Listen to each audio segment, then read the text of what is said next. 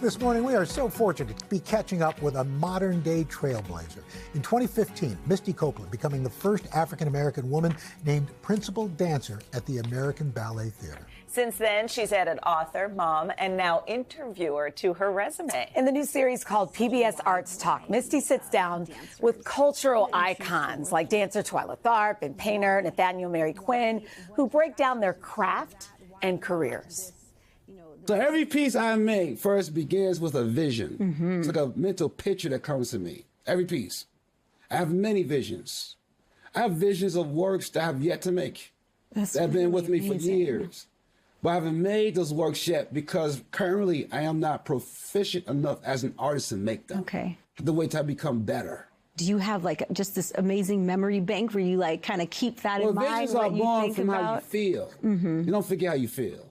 Okay. Visions are born from here, from the gut.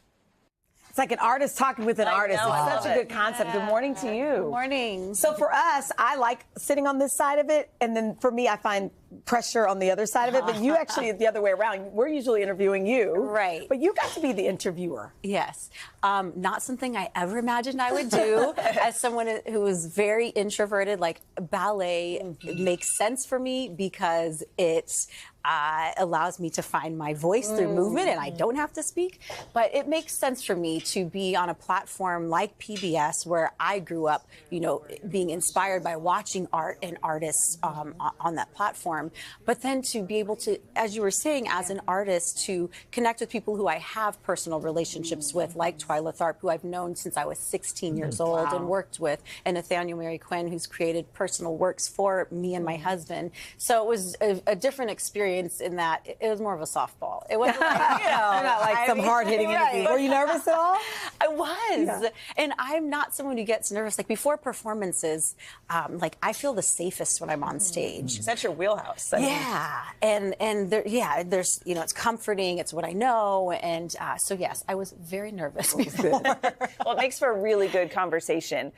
Congratulations, your foundation, the Misty Copeland Foundation, celebrates 1 year today. Yeah. And what a year it's been. I mean, what would you say you're most proud of over the last year? Yeah, well, I just have to, say like congratulations to the entire team and, for bringing my idea to fruition, and through the Be Bold program, which is a free ballet class that's being offered now in 14 sites and community centers in the Bronx and in Harlem. But just seeing, it's over 200 children that we've reached in this past year that have had an opportunity to be exposed to live music, to a discipline, but to a supportive environment where they're seen and heard. And there's often tropes, attached to classical ballet where those aren't the things you think of. You don't think of joy and fun always. You think of this very strict discipline. But there's a way to make it inviting and inclusive. And that's what I want young people, especially young people of color, to experience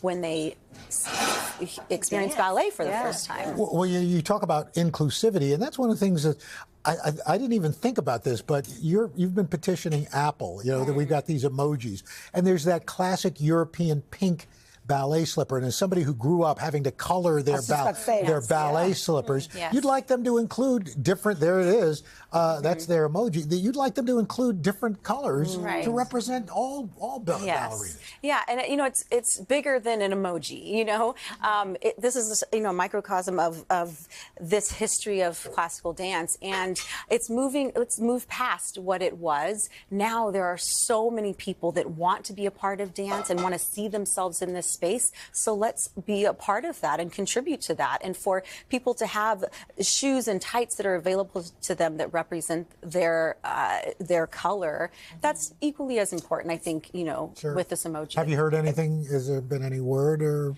We're working on things. It's such a good idea. I think for people, you take it for granted. I remember being in my dance class, and it was all these brown girls with pink legs, and we just thought that's how it was supposed to be. I mean, it's really about creating a through line. That's what the pink tights and the pink shoes represent. Before you leave us, let's talk about this clothing line. Greatness Wins. You're about to release the women's line. line. It's Derek Jeter, right? That's Wayne right, Gretzky. Wayne Gretzky. They have the men's line, right? Yes, the men's line launched last year, and the women's line is launching next week, October 2nd. And I've, as a founder in this company with Derek Jeter and Wayne Gretzky, it's very different from, just being it's an honor to be the face of a brand, but to show that as a woman of color, that I can, contribute in this way. And, it's a performance brand that looks incredible. I'm so excited for the world to see and feel it. Misty, thank you. So where can we see the clothing line, or when will we see it? Greatness Wins. Greatness Wins. Yeah. Okay. Yeah. That's so you're doing so many things. It's all good things. By the way, Thank you. PBS Arts Talk is streaming now through the end of the month on PBS's websites and on the app. Hey, thanks for watching. Don't miss the Today Show every weekday at 11 a.m. Eastern, 8 Pacific on our streaming channel, Today All Day. To watch, head to today.com/allday or click the link right here.